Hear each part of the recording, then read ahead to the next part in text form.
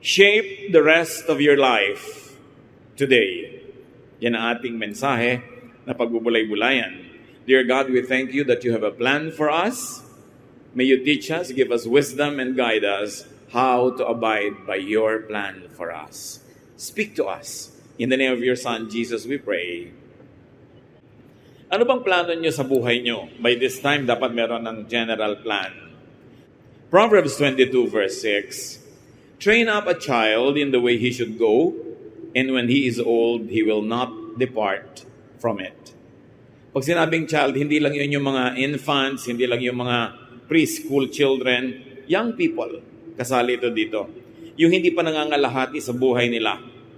Meron pang mga dapat iplano at marami pang magiging influence sa kanila ang training.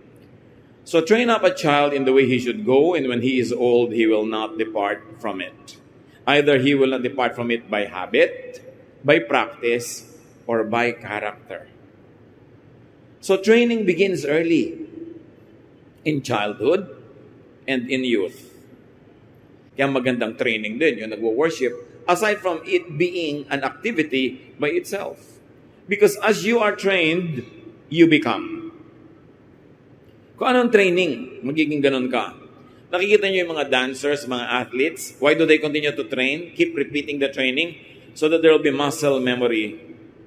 Therefore, there's practice. So when they run, when they dance, when they jump, their brain does not have to teach their muscles what to do. Na-practice na, automatic na, yun ang gagawin. So that there will be mind memory, repetition, rehearsal. These are all the secrets behind very successful practitioners, artists, athletes, sino man na gusto mag-achieve. Because practice makes perfect, sabi nga nila. So you also practice at being good children of God. And you practice and begin early. As you become, you live your manufactured, your programmed, and your planned life. And we're saying manufactured, programmed, and planned not in a negative way, but in a positive way. Because if you don't plan your life in your adult years, somebody else or something else will plan for you. Kaya yung mga halimbawa, mga young people na walang plano sa kanilang future, yung plano ng kung sino yung naging girlfriend o boyfriend nila, ang matutupad, nadala sila dito, nadala sila doon. Sometimes you become an unprepared bride or groom kasi wala kang clear plan, therefore nadala ka ng plan o ng emotion nung kapartner mo. Pero kung plan mo that you're going to marry off well, that you're going to be a responsible mother and father and get ready for marriage, malinaw yung plano mo, hindi ka madiderail, hindi ka madadala ng plano ng iba na nagyayaya sa'yo, na gumawa ng kung ano-ano. And then later on, pagsisisihan mo, nasira yung plano mo sa buhay mo. But in the first place, wala ka naman kasing plano.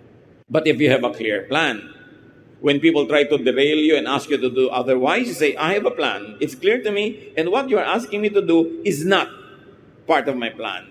Therefore, you will know what to refuse, you will know what to accept. So as early as possible, with today probably as the deadline. Pray for, decide, and plan what you want to be. Generally. Hindi naman pwedeng i-detalye yan ngayon dahil marami pang X factors, marami pang mga unknowns, but you must have a general plan. How you want to live the rest of your life. Do you want to live the rest of your life miserable or poor? Unprepared, hungry, ape, kawawa, underachiever, yun ang pwede mong planuhin ngayon, yung general direction. In youth, people could commit mistakes that are irreversible. Mukhang napakadali ng buhay ng mga youth ngayon. Sa panahon na ito, hindi masyadong nag-iisip yung mga kabataan dahil ganun talaga karamihan sa kabataan. Pero meron kayong pwedeng magawang mali na hindi nyo na matatakasan buong buhay. Like because of disastrous sports, pwede kayo maputulan ng paa and all your life. Wala na yon. Pwede hindi mo balak na maging unwed mother, pero dahil nga naging pabaya ka, nangyari yon. Paano mo pa i-reverse? Pwedeng nagpabaya ka sa pag-aaral mo, hindi ka na natapos, tapos wala na yung parents mo, nawala ka na ng chance mag-aaral, napasubo ka na magtrabaho to survive. Paano pa matutupad yung mas malalaking plano mo sa buhay? it almost becomes irreversible. Though not impossible to change and to influence for a betterment, pero mas mahirap na. Pero sa edad nyo rin ngayon, you can do good things that will have indelible, positive, beautiful results that you will enjoy all your life. So have a balanced life. Of course, youth means enjoying your time. Youth means having friends. Youth means opening up your eyes and ears to the world. But it also means preserving your sanity, preserving yourself, preserving your purity, para may matira pa sa future. Para merong mangyaring magagandang buhay. You are surrounded by aunts and uncles, cousins, mga lola, lolo, kapitbahay na dismal failures in life. Magulo ang buhay, miserable, huwag niyong gayahin. Somewhere in their youth or childhood, may ginawa silang hindi tama, nakaapekto sa buong buhay nila. So, you temper your love for the joy of life, for happiness, for pleasure, with wisdom, with discipline, so that you don't become a casualty. Plan your life now. You will plan to be godly or not godly. You will plan to be intelligent or not intelligent. You will plan to be a good person or a bad one. You have to have a plan. Your plan might not happen to the very exact details, but the general direction would not be too far from your design, from your decision. Remember that if you fail to plan, you actually plan to fail. Kaya dapat may plano ka. Pag wala kang sariling plano, the forces of the universe will plan for you.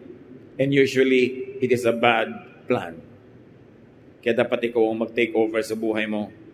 You cannot plan the exact shape, color, sound, and texture of your adult life, but you can shape now the kind of knowledge and training, the kind of orientation, the kind of character that you want and need to have so you could go for your goal. Build and set your foundation now. Kung nag-observe kayo ng mga gumagawa ng building, hinuhukay yung lupa, ang tagal-tagal, may bakod doon, hindi mo alam kung ano nangyayari sa ilalim. Pagkatagal-tagal ng hukayan na yan, kasi gumagawa ng foundation. Pero pag nakita nyo yung lumabas na yung foundation above ground, parang kabuting tumutubo na yung building ang bilis. Kasi may foundation na. May strong foundation. Yun ang ginagawa nyo ngayon sa buhay nyo, mga kabataan. Foundation. It takes time. It takes time to go through school. It takes time to get trained.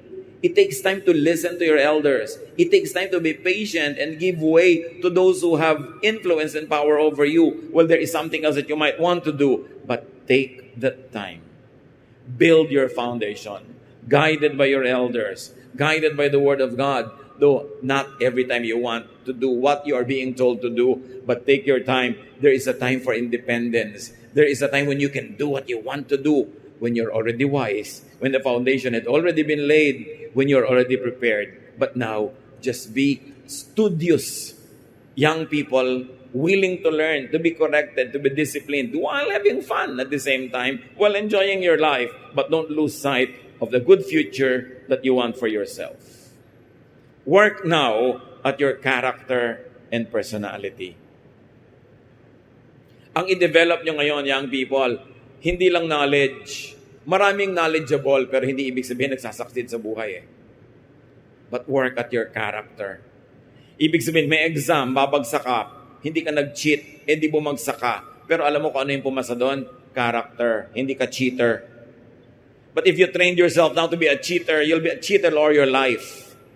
And somehow, your falsehood, your fakery will overtake you at the most inconvenient and saddest time. Character. Gusto mong lumaban sa authority, kumisan gusto mong magrebelde, pero pinipigil mo ang sarili mo because you develop character. When you are not able to teach yourself discipline, obedience, self-control, ano mangyayari sa pagtanda mo? Magwawala ka lang. Kasi maraming batas ang buhay. Alam nyo ba, kahit pagtanda nyo, mas dumarami ang batas sa buhay? Mas dumadami ang number na minememorize, mga tax account number mo, mga kung ano-anong resident certificate number mo, passport number mo. Ang daming numbers. Hindi ka pwede maging malaya sa mundo na merong 7 billion people. Laging may mga batas. Pero pag sa kabataan nyo, hindi kayo nagsanay sumunod, ano mangyayari sa karakter nyo? Para kayong nagwawalang monster sa tindahan ng mga antique jars. Babasagin niya lahat. At magbabayad kayo na mahal. Education, discipline, self-control could be very painful in your age, at your period in life, when you want to do many things your way. But there will be a time for that. Earn it. Yung kalayaan, yung independence, sariling style, may oras yun. Yung mga matatanda na nasa ibabaw ng ating buhay, magkakamatayan yan. Kakandaubo, hihina. To the point na kayo pa nga nag-aalaga sa kanila, you will take control of your life. You will take charge of your life in time. Meanwhile, take your time and be good students of the gospel. Be good students of discipline. Be good students of good culture and good morals. Because that will be your foundation. Proverbs 20:11, even a child makes himself known by his acts, whether what he does is pure and right. So sa mga pinaggagawa natin, para idinodrawing na natin yung mangyayari sa ating future. And history will keep repeating itself. Pag lagi kayo nagpabaya ngayon sa palagay nyo, maganda yung future. Pag hindi natin inayos yung ating character, sinunod lang natin ang mga hilig natin, ano naghihintay sa inyong kinabukasan? Proverbs 20:11, the good or bad that children do shows what they are like and what they will become. So discipline, guide your youthful days to realize your desired life and lifestyle later. But discipline doesn't mean suspend all your pleasures and happiness. No, maraming kasya, maraming pwedeng saya, sigla, kasiyahan sa inyong buhay ngayon in a disciplined way. Pero pag nauna yung saya at walang pagsisikap, nasa huli yung bayad. Pero pag nauna ka na nagbayad ngayon, nasa huli yung ani. Nasa huli yung tubo. So unahin nyo ngayon yung foundation. Fashion, shape, make a good character today. Now, take care of your character. Yan ang mahalaga. Yung pagkatao. Yung uri ng pagkatao mo. Yung quality ng pagiging human being. Take care of your personality because your character is you and it will be your life. And how can you do this? Know and follow Jesus, the ultimate model. Make church life the center of your social life. That is not easy to do these days dahil ang daming options. Ang daling mag-worship sa mall. Ang daling mag-fellowship sa cyberspace. Ang daling gawin ang gusto. Pero huwag kayong lilimot sa mga basic, universal, and classic truths. One of that is that the body of Jesus is the church. So dapat doon kayo talaga involved, doon kayo kasali, while enjoying all other activities outside of the church. Pero dapat priority nyo ang church life. Especially you young people, I charge you, reinvent church for your generation. Alam natin na maraming traditions na develop ang church over the last 2,000 years. And many of those traditions are not always effective now. It's up to you to reinvent the culture of the church. But you are anchored on the unchanging Word of God. But your style, your method of worshiping God and doing His will should be geared to the times. And it is you young people who will have the energy, the vision, and the skill to make the church relevant in your generation. Don't wait for your elders to do that. Your elders don't know otherwise. Ang alam lang mga elders natin, yung namana na nun. Kayo ang iimbento ng bagong style ng church. Hindi nagbabago yung mensahe, hindi nagbabago ang pininiwalaan, pero nagbabago yung method, yung pamamaraan, yung style. Do it because it is your future at stake. How else can you build a good foundation for your future? Listen to and learn from responsible mentors, elders, and teachers. Huwag kayong maiinis, magagalit pagka pinagsasabihan, it's for your benefit. Pag merong matanda na nagtuturo sa inyo, pinapakinabangan nyo yung experience niyan ang tagal-tagal. And if you would only listen for a few minutes, you would benefit from probably 20, 30, 40 years of experience of the one teaching you. Siyempre, you filter whatever is beneficial and relevant to you. Pero pag may nagsasabi sa inyo, nagtuturo, papakinabangan nyo yung experience niya. It is to your advantage. So be teachable. Be trainable. You will have your time to manage your life and the lives of others. But while young, learn from your seniors. And always go for character. And if there's also one more thing, you want to have a good, solid foundation for your future, avoid bad company, bad influence, avoid bad ideas. So piliin nyo kung ano mga sinusubscribe nyo ng mga network, kung ano mga pinupuntahan nyo ng mga site sa internet, kung ano at sino ang mga friends nyo, kung sino ang inyong mga ka-chat. Piliin nyo yan. Kasi pwede kayong buuin o sirain ng kung sino ang nakaka-influensya sa inyo. 1 Corinthians 15:33, do not be misled. Bad company corrupts good character. Or don't fool yourselves. Bad friends will destroy you. Masarap sa simula, pero pag nagkagipitan, nagkaproblemahan, iiwang ka rin at hawak-hawak mo sa kamay yung bomb that will explode in your face. Young people, shape the rest of your life today. Bow down before the Lord and let's do some silent, private prayer. Ask the Lord to guide you. Ano ba talaga ang gusto niyo sa inyong buhay? Is that what the Lord wants? And check, review, if the details that you do every day, every week, every month, fits the general plan and desire and dream of your life and the will of God for you.